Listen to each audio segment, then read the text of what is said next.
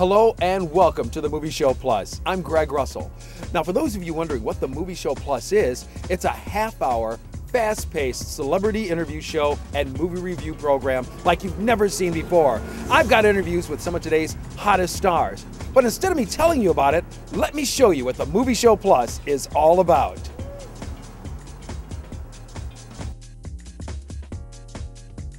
You're gonna be amazing. Watch the way she moves. Sensual. She's not faking it. And also in the dance scenes, now you did dance yourself, right? For how many years? Well, I danced until I was like 12 or 13, but then I stopped for 15 years before I started training for the film. But I started training a year ahead of time, and we were doing like dancing and swimming a mile a day. Oh, wow. Toning and then the choreography. So by the end, we were doing like 8 hours a day. Oh, geez. And that was a whole year, so it really gave me a feeling of what it takes to get to that level of dancing. Look at the size of that guy. He's got 20 pounds on me, Dickie. You don't fight, nobody gets paid. How many times did I talk to you about this movie?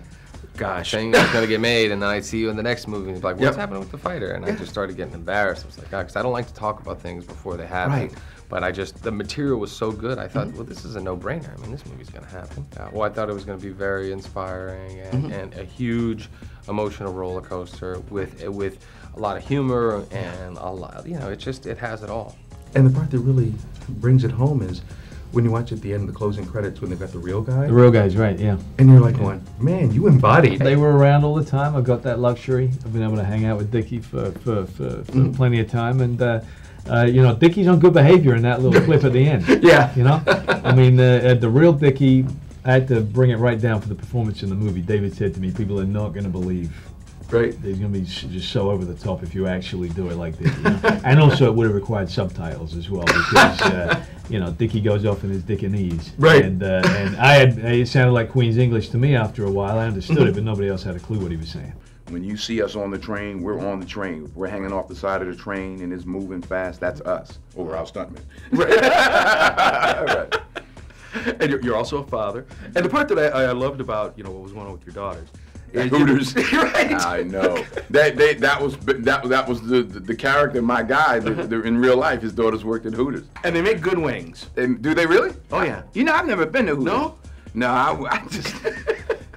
But it's kind of it's a sports innocent, bar, really. Honestly, yes. Stick to it. Absolutely. It's been working. Denzel.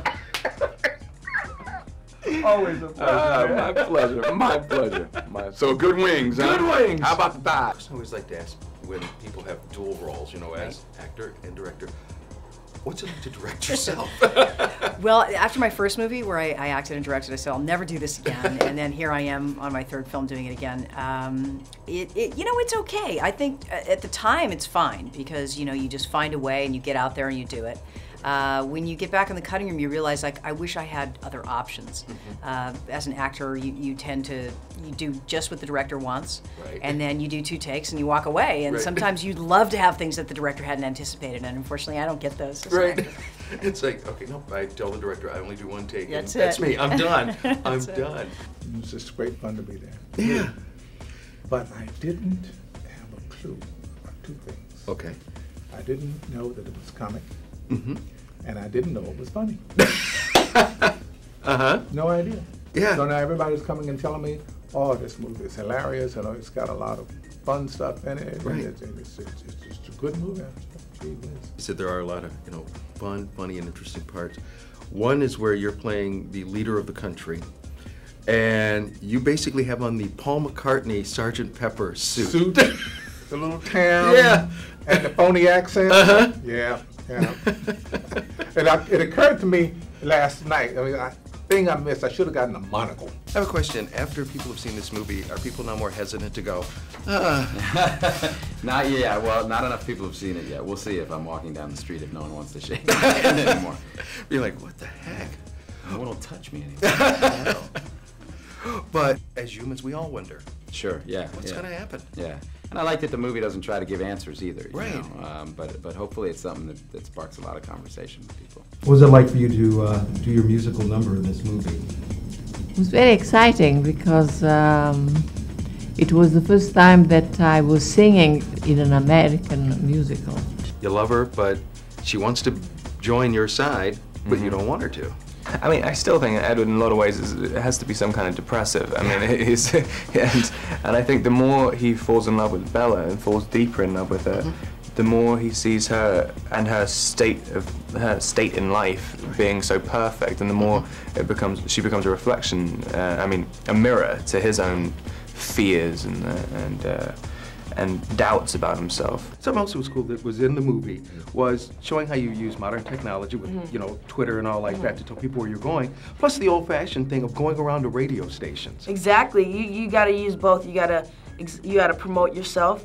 I went all over trying to get people to believe in me, just going to different radio stations and going to different record labels, and people were telling me no, and just I never gave up. And that's really what I wanted to show people is through struggles and when things are hard, just, you know, the title of my movie, Never Say Never. And in case you're wondering what the plus is in Movie Show Plus, that's where we get to travel to a lot of great places and do a lot of other interesting things, just like this. We'll take you behind the scenes of movies being shot. We'll also take you on the road to fantastic places like Verona, Italy, where I got to stand on Romeo and Juliet's balcony. We'll also go down to Hawaii, where I got to spend time on the beach with a couple of guys who are definitely used to much cooler temperatures. Speaking of which, we may even go up to the North Pole and have a nice snowball fight with some of Santa's elves. Or we'll just have a nice relaxing day out on Santa Monica Pier in California. We'll also take you behind the scenes and show you what it's like to be the voice of an animated character in a major motion picture. People get a kick out of watching the Movie Show Plus, and for those who can't see it, they really wish they could. Hi, Greg. Hi, Hallie. How are you? I'm great. How are you doing? Fantastic. Wish I could see you. See what I mean? The Movie Show Plus. It's fun, it's exciting, and it's ready for you. Enjoy, and I'll see you at the movies.